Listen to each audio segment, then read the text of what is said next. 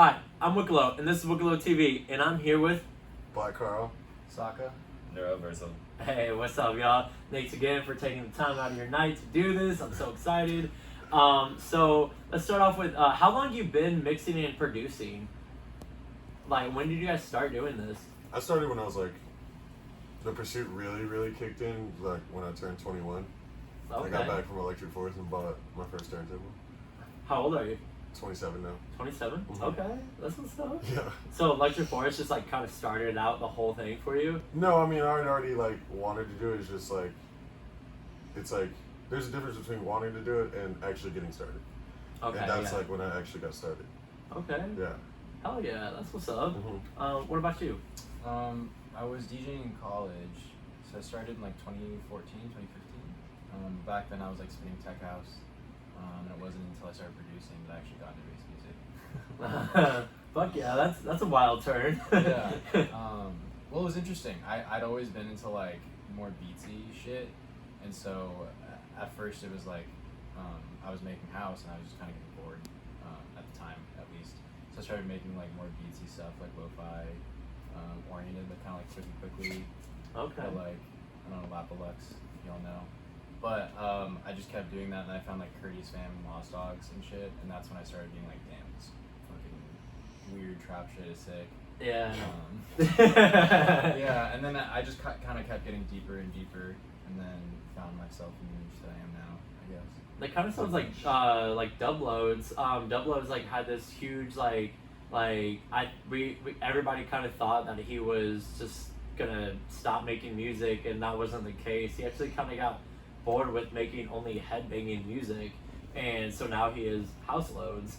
And so yeah, so like now he like does house music, and he never stopped creating music. He just got bored of what you said. Like he just got bored of like the same thing and wanted to go on to something else, a new project. Yeah. And so like that's really cool that you know like now and you have the same thing. That's really cool. What about you, my guy? No, I really do. I think that's crazy. Like, I was just sending your song Envy around to all the crew. And I was like, yeah. dude, this is fucking disgusting. Like, I can't believe you were into like tech house and like all these other like varieties, and now you like ended up there. Because like it's disgusting. It's filthy. But I think Carl had a really good answer with there's like when you show the interest, and there's where you really get into it. I feel like I had a lot of interest when I first got Ableton, and I was trying to DJ with Ableton, but then I finally one day clicked the session view or arrangement view. I always forget which way it is, but realized I could actually produce a song, like instead of like trying to do live application with it. And then even 2 years after that was when I actually got my first DJ board. So walking into here back then, like I would have had no idea what to do, but I feel like once I finally got that DJ board, I finally started understanding like the applications of everything that I was showing interest in. Yeah. Hell yeah. What's your guys' like dream festival where you're like I want to play there? You can go first on this one. I would say Shambhala. I was gonna say Shambhala. Shambhala? I just played it. Yeah, that's up in Canada, right? Yeah. I need to get my passport renewed. But hopefully, fingers crossed, eventually it'll happen someday. I guarantee it's gonna happen. Also, Coachella would be fucking sick. That was just like that was like the first thing I ever went to, and I was just like, holy shit, what is this? 18-year-old me was like, holy fuck. So you've been to Coachella Pretty before? concept. Yeah. Well, I was like SoCal based for a while when I was that age. Okay. And so Coachella was kind of like the festival that kind of started it off. I was like in boarding school before college, so I like never really got to go to any shows. I went to like one Kill the Noise and Knife Party show, I think, when I was like 15 or 16 or something. And then that was like the only concert I'd ever gone to until I was in school, and then went to Coachella. Nice. Yeah, I want to say Forest, because I haven't played it yet. I've only played the buses. Okay. Yeah. Have you done like any of the RV parties? Like, is That's that what what you're I'm saying? talking about. That's the buses, yeah. I call Okay. those the buses because like. I mean, basically it's the same thing. I mean, Yeah. Those RV parties are something different though. Mhm. Like they're a whole nother vibe. I mean, out they were on top of buses. Oh. Literally. Oh, okay. Oh shit. Yeah, The Evolve stage was on top of a bus, and the other stage was on top of a bus. Did you say the Pinky Ring? No, Pinky Ring was on top of a bus too. Okay, yeah. Yeah. 'Cause I know the pinky ring. What's it? But also there's like the Jenga bus. The good. They don't do that one The anymore. good bus. It's called the good bus. Good sex. Good. Yeah. The That's good good sex does that. Okay, that's right. Because they usually That's been the first bringing one I that to played on, summer camp. Summer camp, and then now it's like the Elimination Woods. I think for summer camp they took out that, but they brought the pinky ring I think like a year or two ago. But Good sex, I think, stopped. really. Yeah, I think it turned into something else, like a different name. Yeah. What? Yeah. Interesting. Stuff happens. Yeah. Yeah. Because I got to meet Good Sex like I feel like I did. maybe over a year. It was definitely over a year ago for sure. This is like recent. Oh shit! Oh yeah, then I Yeah. definitely don't. I know could be then. wrong, but I- I'm pretty sure. Okay. No. Oh yeah. What about you? I feel like I had an answer for this last time, so I want to switch it up. And I just watched the Woodstock documentary in '96. There was a fucking techno DJ back there, and after like all of the fucking stages ended, like all the crowd just like hoarded to that. If I could go back in time, that would be my dream festival point in time to DJ for. That would be fucking crazy. Just go back in time and you would Woodstock. stop. Yeah. I said imagine last It needs a time. I gotta DeLorean. switch it up. Yeah. So I have like a whole bunch of questions. I really do. I'm trying to get the best ones out there. So what made you decide that you guys were gonna do this for a career? Like, what really just like hit the fan? Like that. This is what I want. This is what I want. I know that you were saying like Forrest kind of helped you with like the deck and everything. Like made you was like I need to buy this deck and just start off with. Well, no, but just, like that was because I finally had the money. like that. Okay. Yeah, I mean, like. I But don't like, have what anybody. inspired you? Like, what inspired you guys to like? Okay, this is what I want to do for my career, and I want to put my name on it, and I want to show people what's up. Seeing Skrillex at Tomorrow World 2015. I saw him play for like an ocean of people, and I saw like all these different nationality flags, and I was like, whoa, hold on, dude.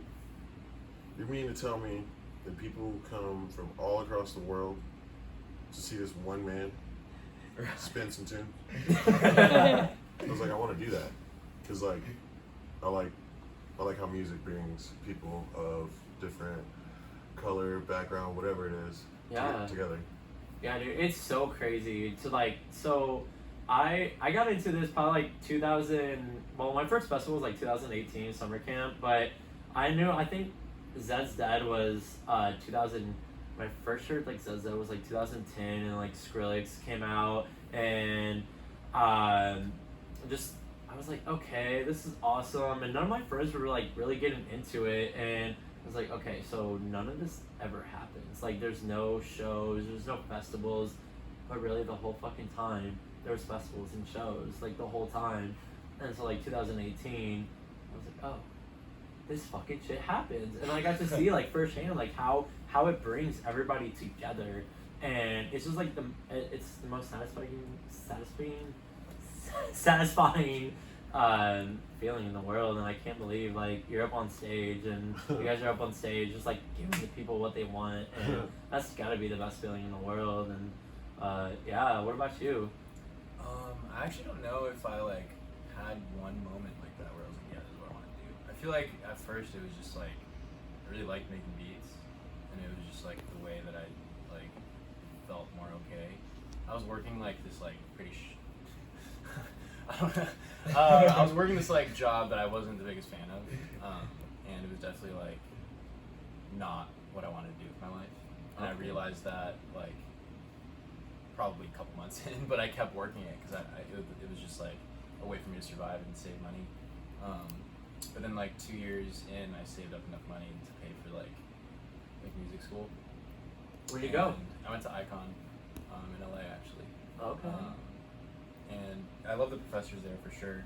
And it was definitely like key in like getting me to this point. But at the same time, I don't think even then when I went, I was just like I just want to get fucking insane at producing. I was just like I like need to get good at this.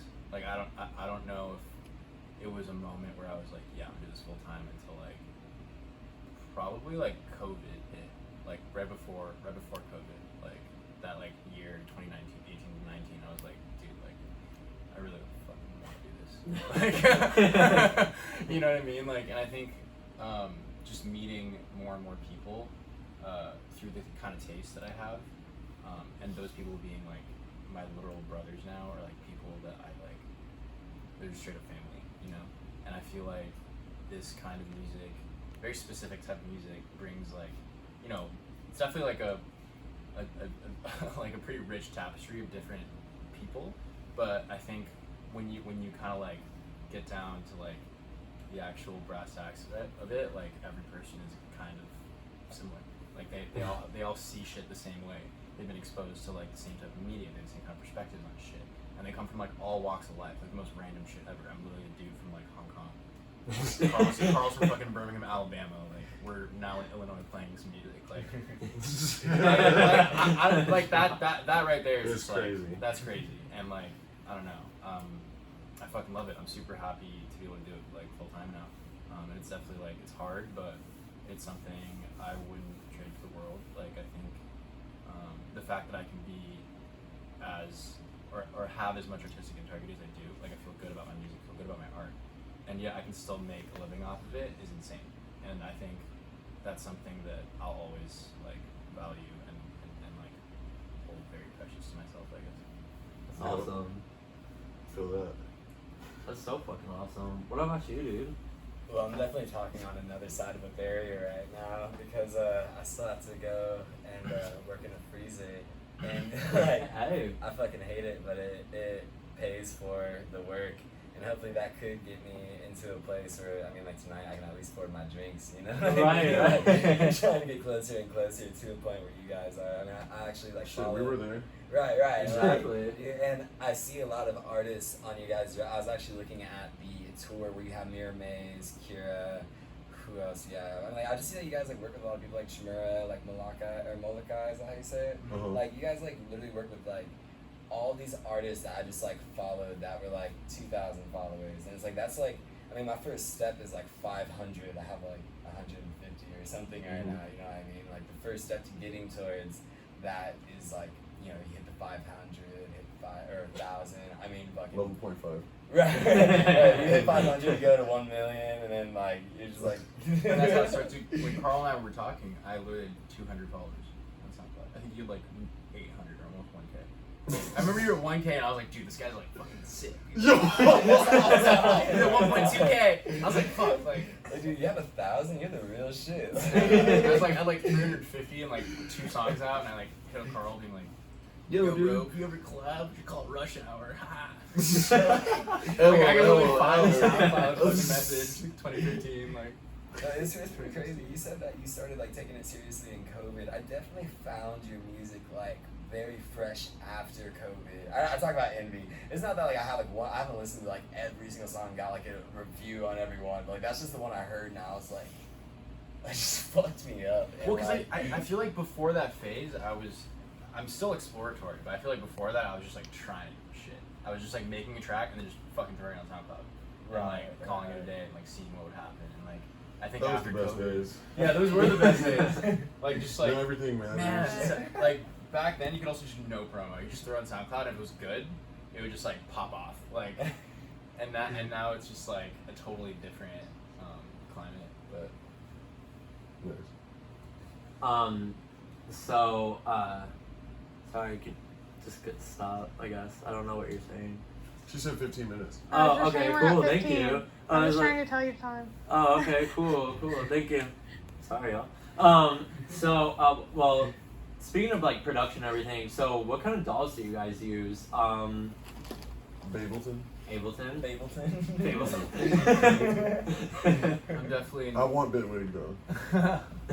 I'm definitely an Ableton guy, but I will say I've been trying to learn more Bitwig as of late. I've been like trying to mess with the sound design and just like play with it.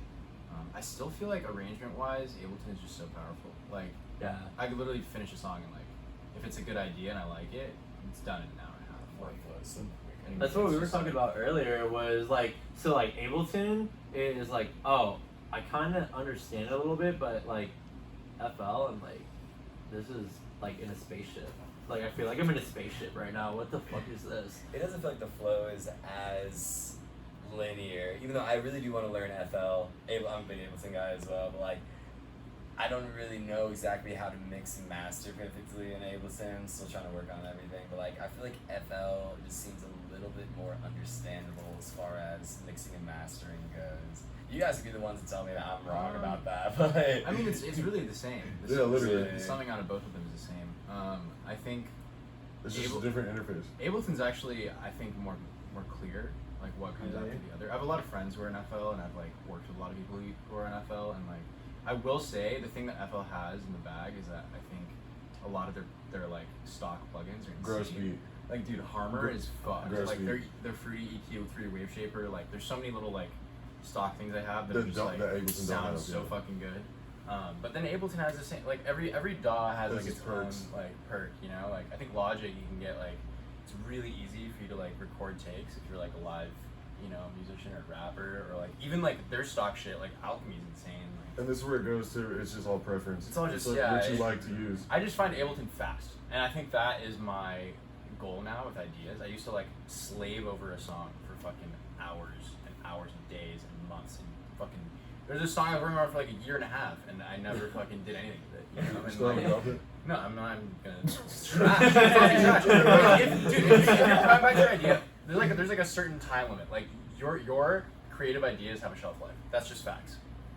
It's the unfortunate reality is that your creative idea has a shelf life, and if you don't write that idea, you don't write that song, some other fucking kid's gonna write it. A and B, like that idea is just never gonna be good. You just keep sticking on the same idea. But if you are prolific and you focus on just like writing and being in the flow and getting the fuck out of your own way, I feel like Work that's horizontal. when yeah, that's when you come up with cool shit. Because if you work horizontal, you have more material. Then you can come back and like make everything sound fucking good, you know? Versus but if you're working just vertically, like in the same fucking loop, hitting spacebar over and over again, driving yourself insane, you're You're not gonna gonna make hate a it. cool idea. You're gonna hate it. You're not gonna feel it. You're not gonna be fucking moving to it at that point because you're just like hunched over like this. And if you're not dancing, like it's not. Well, at least for what I No, want. I feel you. You know, No, like I feel you. if it's not a If dance you're bouncing song, around, it's a hit. if I can bounce like this while I'm working on it, like I know it's gonna bang. Yeah, You know? right. But if I'm like trying to do this and like figure out the grooves and it's like not, I don't know, like a lot of my earlier ideas I feel like were like that, just like Feel it. fucking, oh, look at what I can do with sound design here. Oh, look how many delays I can fucking throw on this sound here, and then like just whatever, you know. There's no flow. It's just like a sequence of fucking yeah. I You know? fucking love that. Which I love too, but I think it's even crazier when you take those sounds and you fucking arrange them in a way where it's works. dancey as fuck and it bangs, you know. What's And good? I think that's what separates like. What's Because at all this the point, sound like, design dude, good everyone has the tools. Like everyone, never before has it been this accessible. Sure. Literally, you want to fucking sound like Jade Cicada, go online and search Jade Cicada racks, and you'll come up with like 15. But you're still not gonna sound like Jade Cicada because You don't have his sauce. yeah, exactly. It's all about the I'm- sauce. You don't have the sauce. I'm never gonna sound exactly like Carl. Carl's never gonna sound exactly like me. Do we have the same access to the same information? Yes. Sauce. All your experiences are the sum of your life experiences. The more you draw from them, the more unique you are. And I think that's like, I don't know. That's something I'm still trying to do. Like, I'm still trying to work towards being more unique or like more interesting. But He's I still think, working like, on his ingredients in his sauce. But I feel too. like I feel like you Sauce should will come always together. Be doing that. You should always be doing that because that is actually what evolving as an artist means. And I think sometimes, especially in today's day and age, where a lot of it is about the money, like people aren't allowed to feel like they can evolve. And I think that is when it gets fucking dangerous. They're That's trying when to I think take it's to the fucking market boring. Like, versus just doing whatever the fuck they want to do. Yeah, I think what Peekaboo actually wanted to go back to is like he wanted to do smaller venues. I heard that he was trying to just do only small venue shows for I think like his last tour maybe. Yeah, no, there was. And I was like, that's fucking dope. Like, He went to Indy with a Mousetrap. the mouse, Uh-huh. dude, Yeah. yeah, small Yeah, like venue. 2 days. I was like, Small whoa, venue. dude, you're getting the Mousetrap lit. That's fucking dope. Yeah. and it's nothing to do with ticket sales. Man, like almost sold out Mission the other day. So Yeah, it's like, I got the chance to, I got the opportunity to actually meet Ellis Stream, and I was talking to him, and he was Brills before, and so I asked him, I was like, so why didn't you change the name? And he was like, well, I feel like I was evolving as an artist, and that name no longer suited what I wanted to do. Mhm. Like, I wanted to a whole new brand. Mhm. And so changing the name, changing the music, branded him. Mhm. And I actually never really like listened to Brillos like before. So I actually Twonk step. I mean twonk. okay. That twonk. Okay. Yeah, it's back in the trap days. Are you guys down for a fuck, marry, kill? What the fuck? Oh god, yeah. All right, fuck, marry, kill. Taboo, Bodley, Boogie T. Wait, who's the other one? Taboo, Bodley, and Boogie T. All right, fuck Taboo, marry Boogie T. I don't know the other guy, so kill him. Oh my god, I was the same exact thing. I've never met other homie, but Yeah. So yeah. okay. I'm the same answer, honestly. I want to know what Boogie I think I can Yeah, I wanna know Hey, look him up. Bodley's dope. Bodley's dope. He's funny as fuck too. What about you? I was gonna agree. You're gonna agree. What's your guys' favorite sea animal? You beluga whales are Orca, baby. fucking crazy. Dude, orcas fuck up beluga whales. Beluga whales. Orcas are sick. Hammerhead? They're pretty cool. That's a specific shark. I know. It's epic. Yeah, They're pretty sick. Pretty sick. that's pretty sick. Like the That's ones a with fucked like up the eyes. tiger stripes, they look sick. Oh as fuck. yes. Wait, what are those called when they have tiger and because there's a tiger shark Well, and there's it's- a hammerhead, but there's a hammerhead that has a tiger pattern. Well, you see what happened is that tiger shark and that hammerhead, they fucked. Like, Wait, and then can you they have a fuck? fucking. Can different species of shark fuck? I mean, I'm pretty sure they get down in the deep, so. They I definitely get down in the deep. They Like, definitely. I don't know, man. Maybe it was like some epic story where they weren't allowed to be together and they did it. Romeo and Juliet featuring a hammerhead. But straight up shark version. shark version. Shark Tales. Jesus. All right, y'all. I'm gonna end this off with like one more question, and it's a really good one that I actually genuinely like to know. What's your guys' like dream back to back? Like to witness? No, to do with. Oh. Yeah. Whew. Go first. I got three. You want to go? If you want to give these guys. Yeah, I would love to back to back with James Blake. That sounds fucking insane. Ooh. If he was I like playing that. plates too, he was playing like old school, like proper dubstep that he was fucking making back in the day, that'd be insane. I just want to hear his plates, honestly. Or Fortet. Oh my god. Fortet or Burial? Ooh. Imagine playing a Sunrise side with Burial. Jeez. Oh. I can't even think. Oh. I think his name was Compa? I think it's Compa? I can't remember his name. Fuck. He's Like- a DJ, he literally strictly only plays on vinyl. He's like a deep dub guy. I saw him in Sook Night one night. It was at Moonrise. I think it was Compa. I think his name was Compa. But Ooh. you can literally see this man going through his crate and putting on another fucking disc. And I'm like, Sick. what the fuck And it's are like all those proper discs? dubstep. Yeah, literally. What? Like it was So- knocking. That's something that I hope like stays. Like people Wait, who looked this up? Is it people looked give a up? lot of like shit on people who only DJ a lot, and I feel like that's such an important part of the culture. You know, like turntablism is so like important, and having people like just play tunes is really Sure. important. And like it doesn't Yeah. always have to be like, I don't know. I'd rather see like a good ass DJ spin like a sick ass like vinyl techno set and watch some kid who's like cracked producing but literally has never DJ'd his life Just playing song after song. playing song after Right. song and like introducing each one. Like, You fuck with Z Trip? I haven't. Dude, Z Trip's kind of like what he's describing. Z Trip is all vinyl.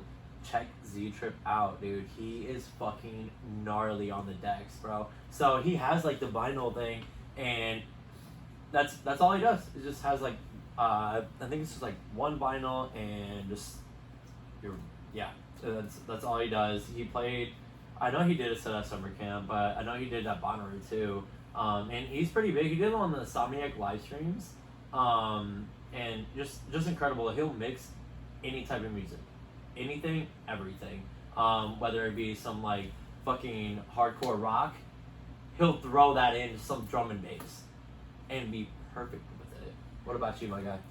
Well, I had an answer for this last time, but I feel like I've never done a back-to-back with Black Carl and Saka. So, yeah, you guys got some free time. I only played most of my USB. That's not only playing.